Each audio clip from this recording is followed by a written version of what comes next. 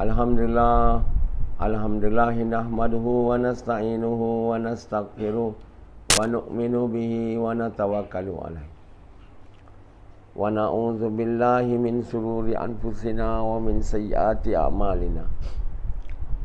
Man yahdihillahu fala mudilla lahu wa may yudlilhu fala hadiya lahu. Asyhadu an la ilaha illallah wa asyhadu anna Muhammadan abduhu wa rasuluh.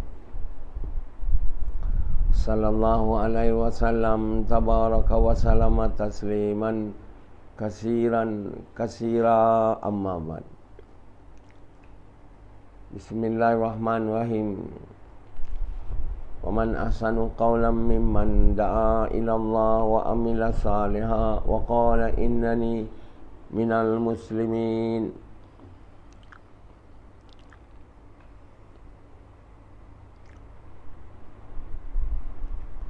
Tuan-tuan, bapa-bapa sekalian dan ibu-ibu sekalian, seluruh manusia di seluruh dunia ni, pagi-pagi dia patut bermula dengan menyaci Allah. Bangun aja, dia mesti ingat Allah. Dia salat tahajud, kemudian dia salat subuh, lepas tu dia dengar ceramah, lepas tu dia pergi buat kerja mengingatkan orang lain pula. Rumah ke rumah, lorong ke lorong.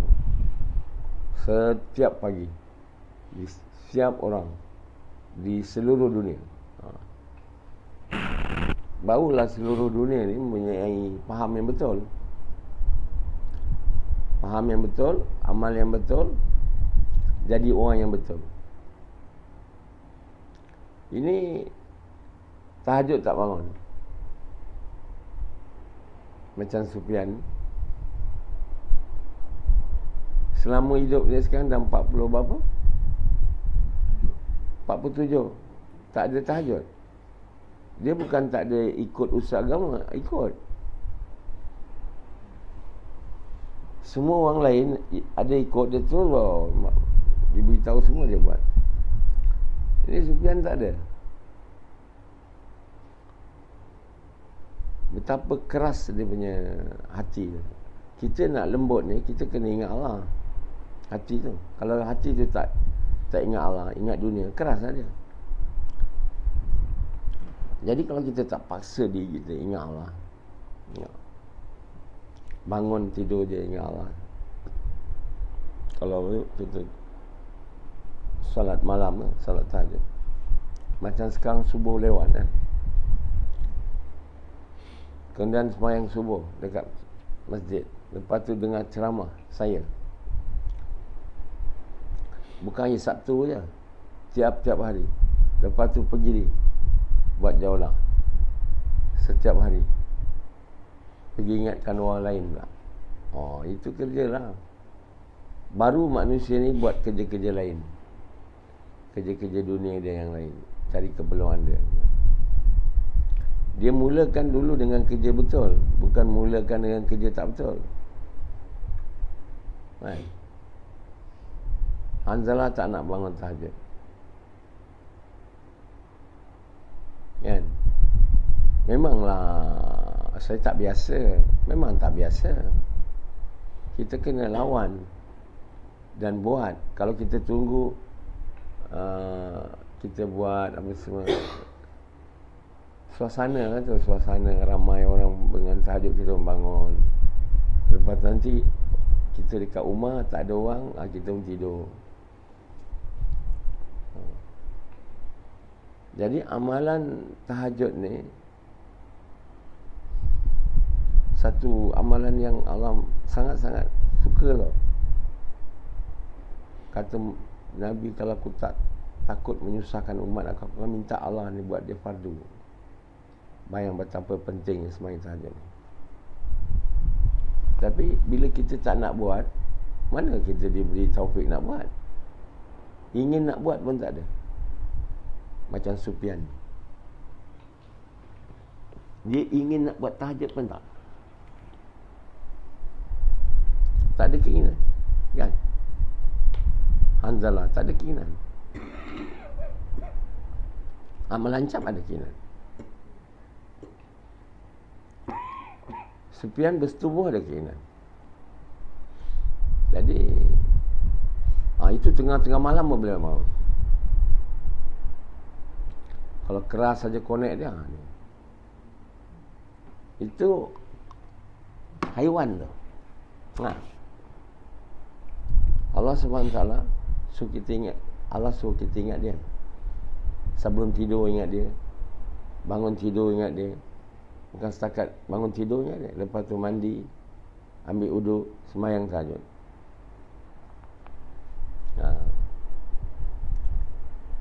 Tapi tak nak tunggu subuh azan baru bangun.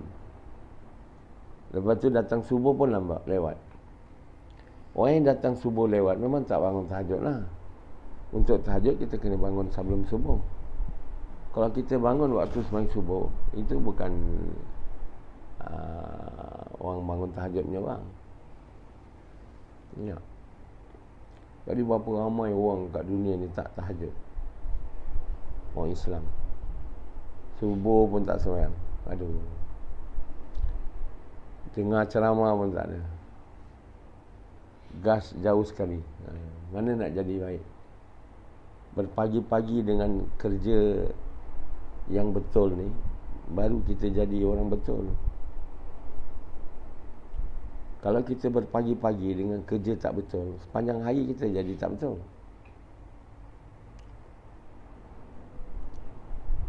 Jadi tak ada orang yang bagi tahu bahawa kita kena berpagi-pagi dengan kerja betul. Kita punya hari ni, setiap hari ni kena betul. Kau dulu masa duduk dekat itu ada buat? Masa kat Kulim tu ada berpagi-pagi dengan kerja betul? Ada? Ya? Kau tak ada diberi rahmat. Berpagi-pagi dengan apa kau? Masa kat Kulim tu? Kerja dunia. Bangun pagi tak ingat Allah. Lepas tu sarapan lah. Pergi kerja, cari duit. Ini berpagi-pagi dengan kerja tak bagus. Cari dunia. Kita bukan dicipta untuk cari dunia, untuk jadi kekasih dunia. Kita dicipta untuk jadi kekasih Allah. Very simple kalau nak ikut lah. Tapi kalau tak nak ikut, memang susah lah. Tak nak ikut. Kenapa orang semua tak nak ikut? Sebab dia tak nak ingin nak jadi kekasih Allah, nak disayangi oleh Allah. Dia nak dunia. Sebab itu pagi-pagi mandi sarapan. Lepas tu pergi kerja lah. Naik motor ke, naik kereta ke. Ingatkan itulah kerja. Sampailah malam. Tak ada buat gas, tak ada dengar ceramah, tak ada dengar macam kuliah ni, tak ada. Mana nak ingat? Yang dengar pun tak ingat. Yang dengar pun, dia dengar kiri, kanan keluar. Dia tak dengar betul-betul. Buktinya lepas bayan ni suruh dia tulis apa dia faham. Hampir tak ada faham. Anzalah tak faham apa, Sufyan tak faham apa. Dua-dua ni tak bangun tahajud punya orang. Dia ni bangun apa? Ini pun duduk dengar ceramah ni, dia ingat dah cukup dah. Kan? Kita hari ni, siang hari kita mau ajak manusia kepada Allah. Malam hari meminta ampun. Kerana apa? Kerana di pagi hari sebelum subuh, Allah turun ke langit yang bawah untuk kabulkan doa. Jadi bila kita ajak orang kepada Allah, kita taat perintah Allah waktu siang, dan kita juga buat dosa. Jadi bila kita buat dosa, iman kita akan turun. Bila kita buat baik, amal kita akan kuat. Tapi bila bekas iman kita tu ada lubang bila kita buat dosa, iman yang kita dapat dia turun lah. Walaupun kecil lubang tu. Lubang tu kena ditutup, minta ampun dekat Allah. Itulah gunanya kita bangun tahajud. Ini tak ada. Kalau kita buat dosa, lubang tu tak bertampal. Dan kita teruslah ingatkan apa? Berlubang. Iman yang ada tu turun. Sebab itu pagi beriman, petang tak ada. Petang beriman, pagi tak ada. Tapi tahu tak kenapa macam tu? Sebab iman yang dapat tak boleh jaga. Buat dosa juga tak boleh. Jadi macam mana dosa tu nak diampun? Itu sebab kena bangun malam minta ampun pada Allah. Jadi syaitan ni dia sangat suka kalau kita punya iman ada dapat, lepas tu hilang. Iman dapat, hilang. Jadi akhirnya kita tak ada iman lah. Asyik hilang aja. Kita tak ada iman lah sebab hilang. Dapat, hilang. Sebab itu tak jadi-jadi dia. Ini tak nak ikut. Sembahyang tahajud tak nak buat. Kenapa Sufyan tak nak bangun tahajud dengan Anzalah? Kenapa Sufyan?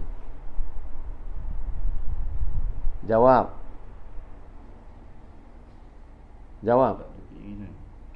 Tak ada keinginan. Anzalah?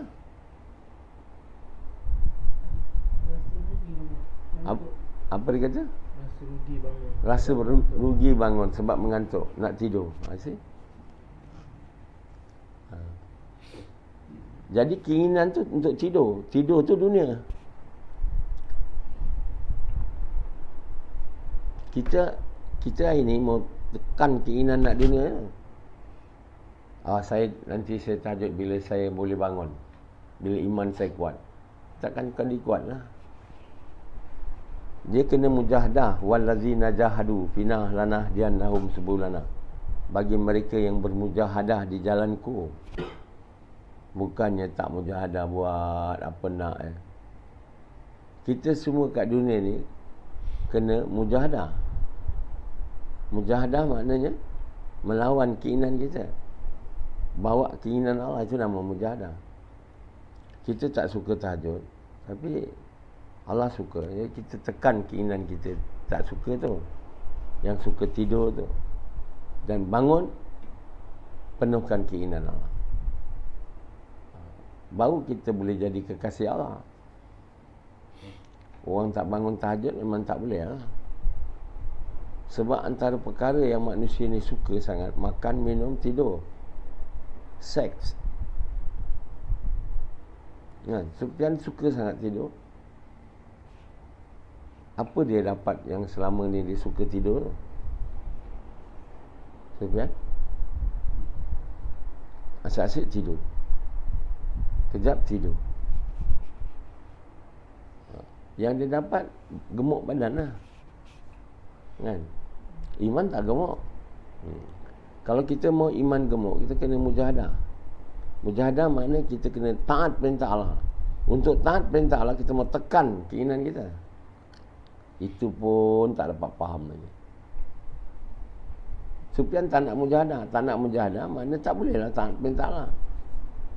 Satu orang yang tak nak mujahadah, tekan keinginan dia, tak boleh taat perintah Allah. Macam mana boleh pula? Dia nak ikut apa dia nak buat, tentu tak boleh buat.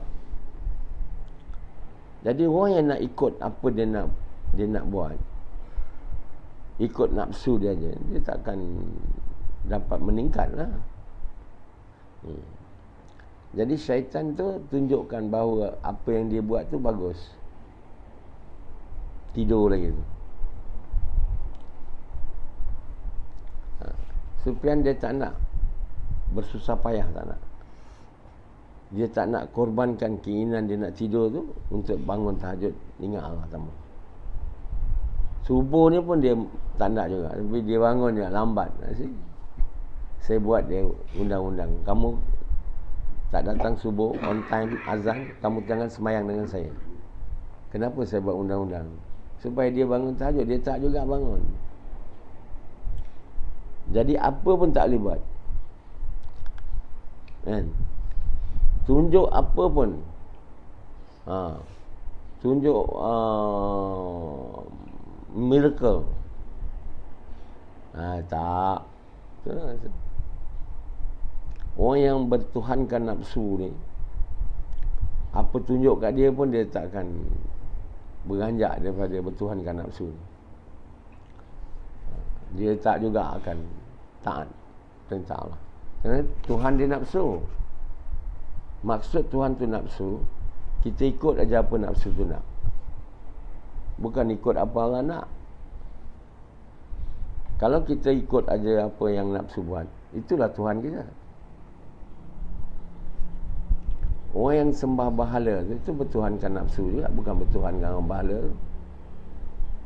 Dia tahu bahala tu bukan boleh cakap, bukan boleh ni, tapi satu perkara dia tahu, bahala ni takkan bagi aku perintah apa pun tak ada, selain daripada aku minta kat dia, bagi ni, bagi tu, bagi ni.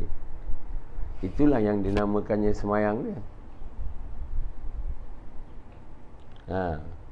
Aku punya Tuhan mesti jangan bagi aku apa-apa perintah. Aku nak hidup ikut nafsu aku. Sebenarnya Tuhan dia adalah nafsu dia. Kita yang tak sembah berhala ni juga bertuhankan nafsu macam dia orang juga. Beza itu je lah, dia orang sembah dekat patung, kita tak. Tapi kita dengan dia lebih kurang Tuhan nafsu. Tuhan kita nafsu. Sebab apa? Kita ikut apa nafsu kita nak. Kita tak ikut apa Allah nak. Kita langsung tak mau tahu apa Allah nak. Sebab itu Sufyan dia tak baca Quran. Dia tak perlu baca Quran. Untuk apa dia nak baca Quran? Hanzalah tak mau baca Quran. Kenapa dia tak mau baca Quran? Faham Quran tu. Sebab dia tak nak tahu apa Allah mau. Dia dah tahu dah apa dia nak, iaitu nafsu dia. Jadi untuk apa nak baca Quran? Untuk apa nak faham Quran? Kan? Jadi Sufyan dia tak baca Quran lah. Arabnya pun tidak, makna Quran tu pun dia tak tahu. Bau-bau ni je yang saya berye-ye suruh dia baca Quran. Dia bacalah sikit-sikit. Jadi orang yang bertuhankan nafsu ni, Tuhan ni, dia tak mahu tahu apa Allah mahu. Jadi orang yang tak mahu tahu apa Allah mahu ni, maknanya Tuhan dia bukan Allah. Kalau Tuhan kita Allah, kita mesti mahu tahu apa Allah mahu, dan kita berbuat seperti mana dia mahu. Baru kita boleh jadi kekasih dia. Ini kita tak mahu buat seperti mana dia mahu. Kita nak buat macam mana, apa yang kita mahu. Daripada pagi sampai malam, malam sampai pagi, semua itu je. Hari-hari pergi kerja, balik malam tidur, makan, besok pergi lagi. Ini ke kerja dunia ni? Dekat dunia ni, ini ke nak buat? Ada apa yang ketinggian dia dengan kerja dunia ni? Dapat benda dunia ni, apa pun tu Allah yang bagi. Kita takkan dapat lebih dari apa yang Allah tentukan. Tahu tak? Walau macam mana kita kuat kerja ke, kita punya sangkaan aja. Yang saya dapat banyak ni sebab saya kuat kerja. Sangkaan aja. Sebenarnya Allah duga kita, bagi kita banyak benda. Lagi kita tenggelam, lagi kita tak mau ingat Allah. Lama Allah tarik dunia tu, ada. Aduh. Kerja kuat sama juga, tapi tak dapat. Bila Allah tak nak bagi, kita takkan dapat. Kita bukan boleh dapat apa kita nak. Kerjalah. Orang yang Allah bagi jadi pangkat besar-besar tu, bukannya kerana kerja dia, ala duga dia. Tiba-tiba jadi menteri, ustaz. Dia ingat dah berjaya lah tu. Dulu ustaz dia, sekarang dah jadi menteri, menteri agama atau menteri alam sekitar. Mereka ingat dapat dunia ni berjaya. Oh, orang PAS sebenarnya, PAS macam-macam ada.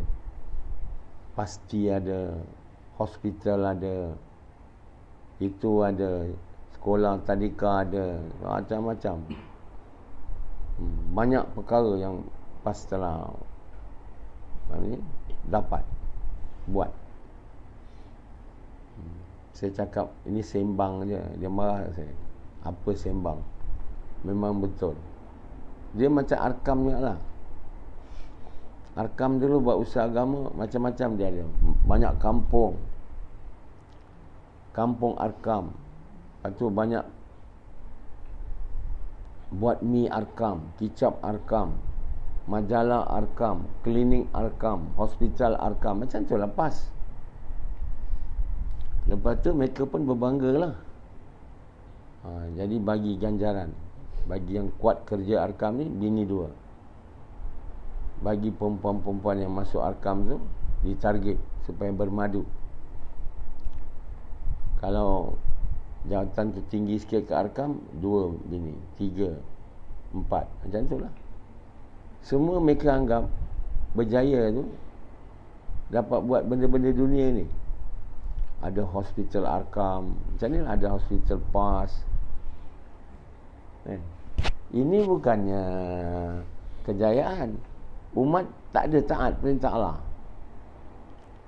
Ada benda je dan dianggap berjaya. Dianggap PAS berjaya, Arkam berjaya. Ini semua tak ada berjaya punya. Jadi Arkam tu dah sampai akhirnya matlamat dia burit. Burit dan konek. Kahwin itulah dia punya pencapaian, burit dan konek. Bukan usaha agama.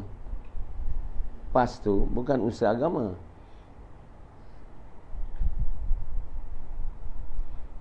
Jangan ingat, sebut nama PAS je dakwah. Dakwah ni bukan macam apa yang PAS buat, apa yang Arkam buat. Ini bukan usaha dakwah. Nak buat dunia ni. Banyak hospital, banyak kampung, banyak itu, banyak kicap, banyak itu semua. Faham yang sangat salah. Kita hari ini buat kerja dakwah, mengajak manusia kepada Allah, itu namanya kerja dakwah. Bukan buat hospital, buat klinik, buat ini semua. Pasti buat itu. Ini bukan kerja dakwah ni. Kerja banyak orang organisasi bukan Islam macam itulah kerja dia. Freemason, dia orang ada ini, dia orang ada itu. Jadi dia orang buat macam orang bukan Islam je. Kita punya usaha tak ada atas benda. Mengajak manusia kepada Allah ni maknanya mengajak manusia beriman kepada Allah. Yang belum Islam didakwah supaya ucap kalimah. Yang dah mengucap kalimah diajak supaya taat perintah Allah. Perintah pertama dia diajak ialah buat kerja dakwah dan sembahyang berjemaah. Kalau dia lelaki di masjid, perempuan di rumah. Itulah kita kena fikir, bukan nak fikir berapa banyak klinik nak buat.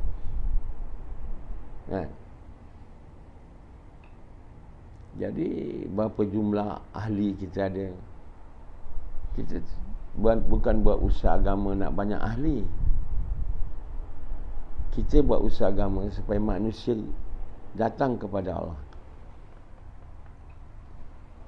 Datang kepada Allah, taat kepada Allah, dari syirik kepada tauhid. Dari mempersekutukan Allah dengan yang lain, hilang. Amal jadi baik. Semayang jadi khusyuk. Mungkar semua mungkar semua terhindar. Inilah baru dakwah Nabi-Nabi. Selama ni tak ada. Jemaah tabligh dianggap orang dakwah sebab ajak orang pergi masjid. Lain sikit dengan Arkam lah, dengan PAS ni. Dia tak ada buat hospital pun, tak ada. Tabligh dia hanya nak banyak orang pergi masjid, iaitu semayang. Bersemayang di masjid, banyak baca Quran, itu je. Tapi iman tak ada. Dia kata kalau usaha ni nak dibagi nama, namanya usaha iman. Tapi dia orang tak tahu macam mana usaha mereka tu boleh buat iman mereka kuat. Mereka tahu. Mereka kata nak kuatkan iman, keluar. Mana betul? Dalam Quran tu tak ada disebut nak iman kuat tu kena keluar. Tabligh dia guna ni lah, nak suruh orang keluar. Jadi tabligh ni ada bukan ada betul, dia tak ada buat usaha tak benda. Nak banyakkan hospital, nak banyakkan klinik, nak banyak ni tak ada. Dia nak banyak orang pergi masjid semayang. Dia ada baik sikit, tapi tak betul sangat. Yang pertama sekarang bukan nak orang semayang, kita buat usaha dakwah. Pertama, iman dia orang kena betul. Bila iman mereka betul, baru amal mereka betul. Kalau banyak pergi semayang aja, semayang takkan betul punya. Banyak rakaat semayang, banyak pergi masjid, tak jadi betul. Macam kamu ni kan, tak ada betulnya dia. Kenapa semayang Sufian tak betul? Sebab iman dia tak betul. Kita bukan mau amal banyak baru dia jadi betul. Iman betul baru amal betul. Ini tak. Nak betulkan semayang, kena banyak semayang. Orang tabligh je. Orang tabligh ni pun orang tak faham juga apa dia dakwah. Dakwah ni mencegah mungkar yang paling besar sekali. Mungkar manusia ni yang paling besar ni, mempersekutukan Allah. Itu manusia kena tinggalkan. Itu yang pertama sekali. Manusia jangan mempersekutukan Allah. Tiada Tuhan melainkan Allah. Jangan sekutukan Allah dengan kerja kamu, dengan duit kamu, dengan rumah kamu, dengan bini kamu. Semua tak ada. Baru bila kamu beramal, amal kamu jadi betul. Sebab bila kamu ada iman yang betul, baru kamu buat amal untuk sukakan Allah, ikhlas. Dan Allah SWT tak terima amal yang tak ikhlas. Bila tak ikhlas, banyak mana pun dia tak betul. Jadi orang tabligh dia banyak sembahyang tapi tak ikhlas. Nak dapat pahala. Dia ingat nak dapat pahala tu ikhlas. Dia bukan ikhlas tu.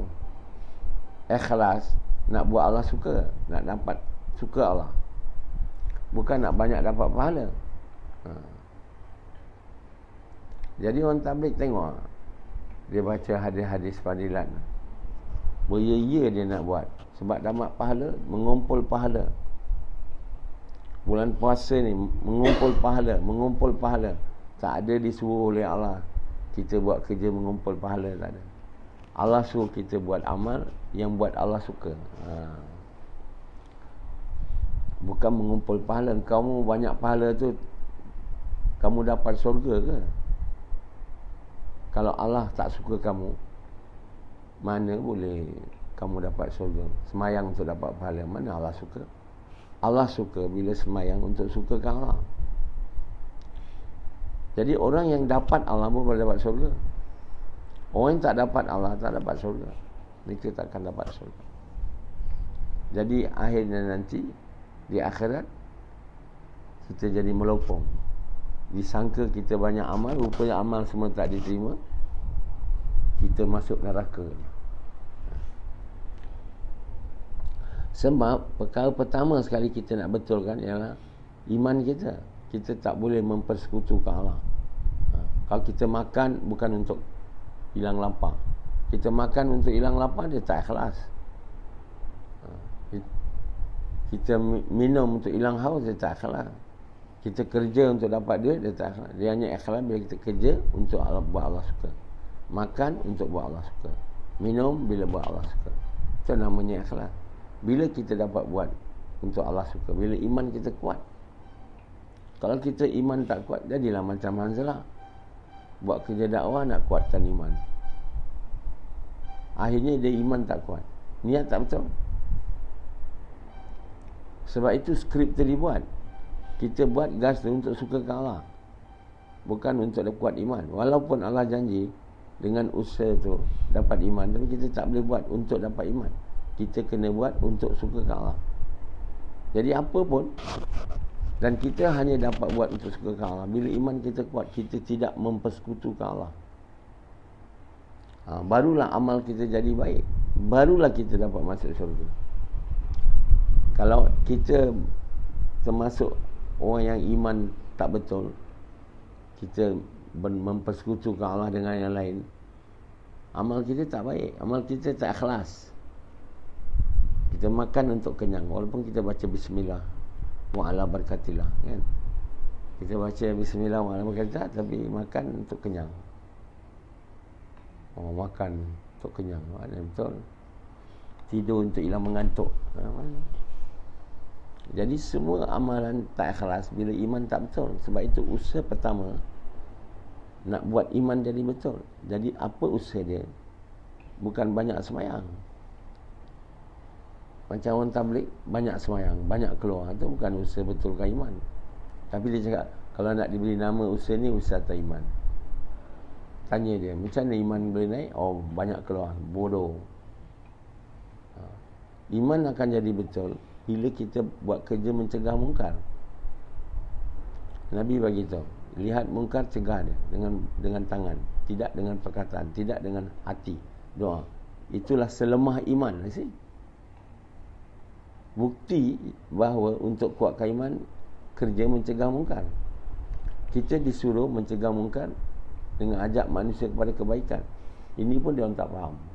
Semua ulama-ulama seluruh dunia ni, walaupun hadis sudah dulu lagi ada, tak faham. Dia tak faham bahawa untuk kuatkan iman ni kena buat kerja mencegah mungkar. Tahu? Tak tahu. Sebab tu dia tak buat. Kalau dia faham, tentu dia buat. Dan dia pun tak tahu apa dia mungkar. Mungkar yang pertama, tak mau mengucap lah. Yang kedua, tak mau buat kerja mencegah mungkar selepas mengucap. Jadi Allah SWT bagi tahu supaya kita buat kerja mengajak manusia kebaikan, mencegah kemungkaran. Samalah tu dengan kerja mencegah mungkar. Jadi kamu sebaik-baik umat, kuntum khaira ummatin ukhrijat linnas. Kamu sebaik umat yang dihantar untuk seluruh manusia untuk mencegah mungkar dia. Dengan mengajak kepada kebaikan, mencegah kemungkaran. Bila ajak kepada kebaikan, mungkar tercegahlah. Lepas tu dalam ayat tu, wa tu'minuna billah, dan kamu beriman kepada Allah. Dalam ayat tu pun dikaitkan kerja mengajak manusia kepada kebaikan, mencegah kemungkaran dengan iman. Jadi dia tak boleh tak buat kerja mengajak manusia kepada kebaikan, mencegah kemungkaran kalau tak kau mahu iman kuat. Kalau usaha tabligh itu usaha tak iman, dia mesti usaha mencegah mungkar. Orang bukan Islam tu lah buat mungkar besar, kena diajak ucap kalimah. Bila dia tak nak buat, mana dia tak faham. Nak kuatkan iman ni kena mencegah mungkar. Dan mungkar yang kedua besar setelah tidak mahu mengucap, ialah setelah mengucap tidak mahu buat kerja mencegah mungkar.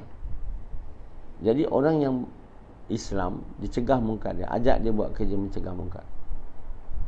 Dan yang belum Islam dia ajak mengucap. Jadi macam ini dakwah baru betul. Bila faham ni? Selama ni dulu tak faham. Mencegah mungkar tak apa-apa.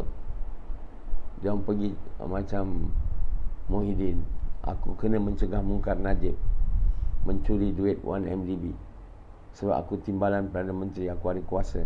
Itulah dia faham. Mungkar Najib yang paling besar bukan mencuri duit 1MDB. Dia tak mau buat kerja mengajak manusia kepada kebaikan, mencegah kemungkaran. Itu mungkar Najib paling besar, dan dia tak sembahyang berjemaah kat masjid. Kalau Najib buat ini, dia takkan buat mungkar 1MDB semua itu, tak ada. Tak usahlah mencegah mungkar inilah, itulah, inilah. Tak faham dia. Tak faham manusia.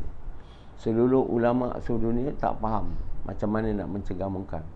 Apa dia mungkar? Mereka tak tahu. Yang kerja ni lah kerja yang menguatkan iman. Mencegah mungkar dengan perbuatan tu makna ajak dia terus kepada amal baik. Dengan percakapan ni tak dapat ajak, boleh cakap.